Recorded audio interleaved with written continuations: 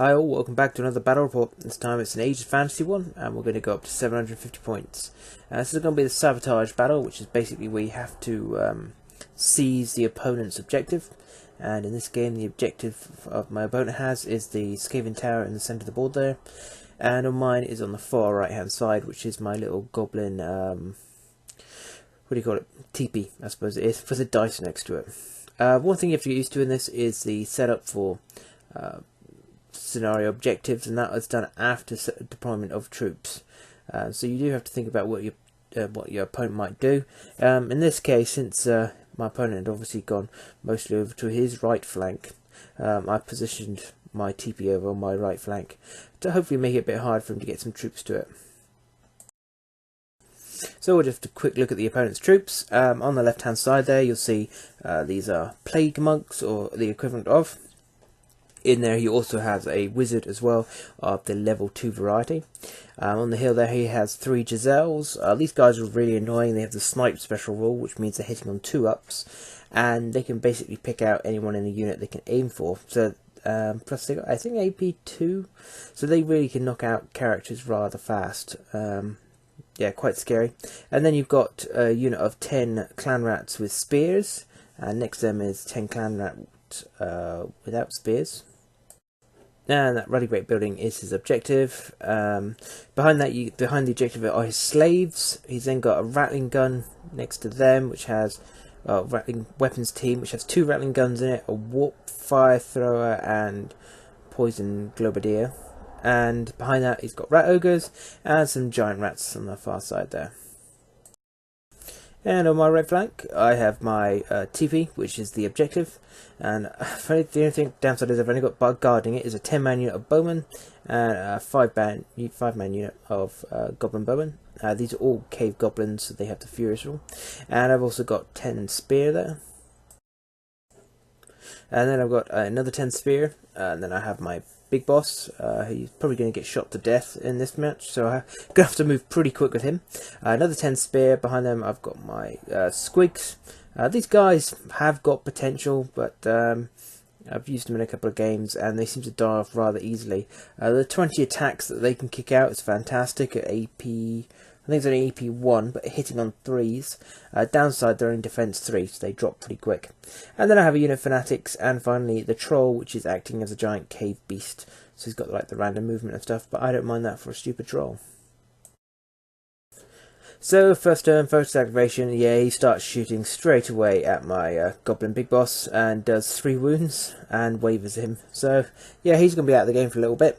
The guy, his mount has tough 3, and the war boss himself has tough 3, and with monsters and that in this, they combine, so you end up with tough 6. So you get 6 wounds, which is pretty nice, but as you can see, halfway down already.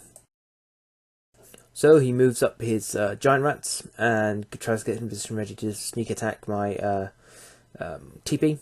So I just move up my archers and have some shots at them, and managed to kill 3 of them off and waver them, so that was fantastic. And at the end of the first turn, it's looking something like this. So as you can see, most of us just push forwards. He hasn't got much going around the flank at the moment, so I appreciate that a bit. I've just moved up my little 5-man archer unit just to make sure I've got something within 3 inches of my objective. I hate to be caught off guard, especially something that's fast moving like those rats. On the top side there, I don't think there's anything else to really mention. His wizard, when he activated, there's nothing in range for his spell, so he didn't do very much at all.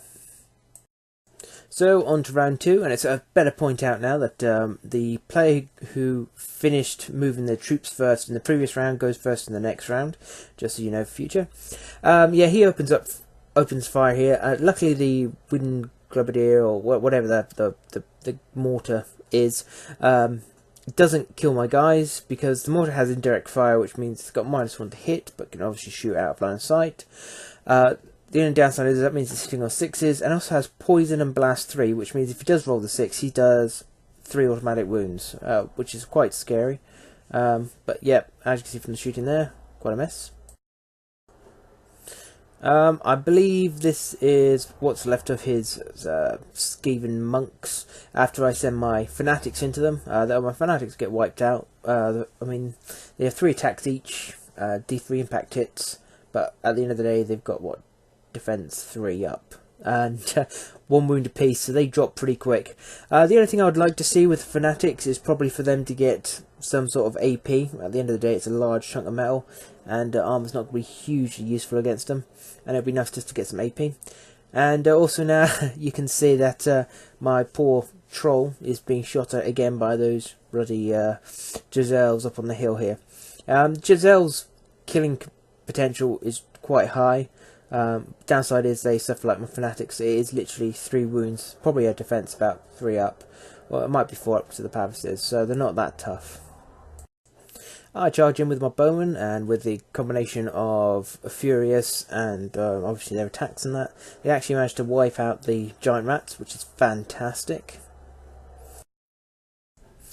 His rat ogres then go into my wavered chaps. The red dice says the red marker there is just to represent the wavered, so they failed their leadership check from being shot at.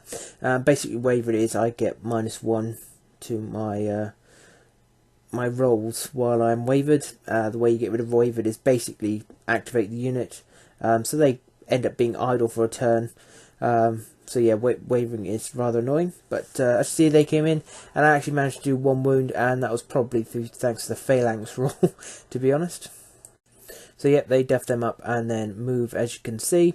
Yeah, the phalanx roll is basically dangerous terrain if you charge anyone who has the phalanx roll. Dangerous terrain being roll a dice for each model. On the roll of a 1, they take a wound. So with his ogres out of the way, I thought this was a fantastic time to try and take the centre. What I have to do is beat off these clan rats, and I should have an easy attempt at holding this centre objective.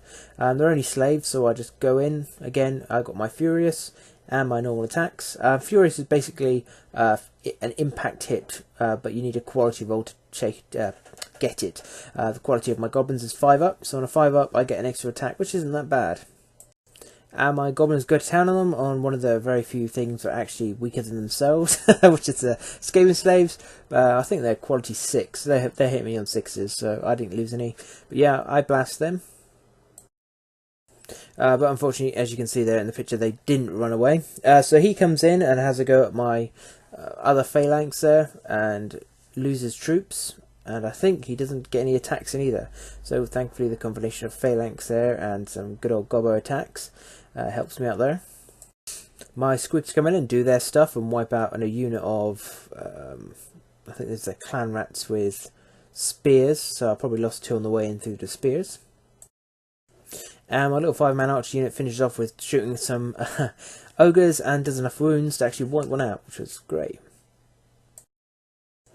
So with that, I'm pretty happy with how things are looking. My opponent has 2 units to get through to get to my objective. I think I should be able to hold it as long as I can get some shots in on those rat ogres. In the centre there, I've only got 2 units to chase off to claim the centre. I think that can easily be done, especially with my squigs there and my war boss as well, just behind. So yeah, I'm pretty happy with how things are looking. So the Skaven monks come in, and I don't have much I can answer to with this. Unfortunately, my squigs are only defense 3 up, so they can be taken out quite easily if someone charges them, but any of I've got left can easily do some damage. Which they do a couple of wounds, but they do a lot of damage to my squigs. And unfortunately I fail my morale check as well. At the end of combat you need a quality check. If you pass, you're okay. If you fail and you're half or less of your starting strength, you run away. If you're more than half your starting strength, you're basically wavered. And yep, that's then wiped out. And if you wipe out your opponent, you get to have a 3-inch move. It doesn't say if they break from combat, do they count as wiping them out, but we have played it. They're gone, so yep, happy to give them a 3-inch move, just so they can get a bit closer to the objective. I keep using the phrase wavered. I can't remember if it is actually wavered or that's the Kings of War in me that I've played before coming across. Well, I couldn't resist it. I had to take out those poxy rattling guns and Grubadiers and Warp Fire Thrower and everything else there that was so nasty. I mean, they can really kick out some punishment, but at the end of the day they are only 4 wounds with defense, I don't know, 3 or 4 up. So yeah, my Goblins go in, do the damage, and then they just start to move back towards the centre pillar there with their 3-inch overrun move. So my opponent decides to push on the flank that has my marker on it, and he goes in with his ogres, and yeah, not good. and that was not good for the ogres. He just really fluffed his rolls on this one. Let me think. These guys have got, I think they've got an impact hit each. They have Furious, and they have 3 attacks each. So there's a really good chance they could have done some work there, but no, they pretty much failed. The extra little guy behind the Skaven guy, the Packmaster, is not actually there. It's just shows in the special rule. If you have a Packmaster in the unit, they get +1 to their leadership. Gives them the Fearless rule. So he just uses it just to show that they have Fearless. Back in the centre, I don't want my war boss to get shot, so what I'm going to do is charge in here, and I roll enough. These guys are moving 3d6, I believe, same as Warhammer. So yeah, if I can wipe these guys out, at least I can get my 3-inch move in behind that rock and keep him somewhat safe, and keeps me moving towards his objective as well. So as you can see, I hit him around the corner just in time as the Giselles open fire up on my goblins, but don't do enough to cause any sort of panic or anything. My goblins run through the watchtower. It's just an objective, so it's not actually there. Just take out these slaves, and if I can take these slaves out, I don't believe the monks are within 3 inches, so I should be able to seize his objective, which I do for the end of turn 3. As you can see there, my guy is clambering quite happily on the top there, and we stopped the game there. There was no way my opponent could get across to my other marker in the turn. He's only got his 1 wounded ogre left on that side of the table. So that was it, and it was a win to the Night Goblins. Hey guys, so it's giveaway time, and what have I got to give away, and how you can win it? Right, first of all, this will be given away on the 40th Saga Battle Board. I've changed how I'm originally going to do it, and that's what I'm going for now. I'll type in the comment section hail, and the first, say, 20 people to reply, Ragnar, will be put into a draw. I'll roll a d20 and someone will randomly win. And what I've got to offer here is from Griffin Beast. Many thanks to them. We have the Saga rulebook along with the 4 battle boards included, which is the Welsh, Norman, Viking and Anglo-Danish, and also 2 lots of dice. We have the Crusader dice there, and the Viking dice as well.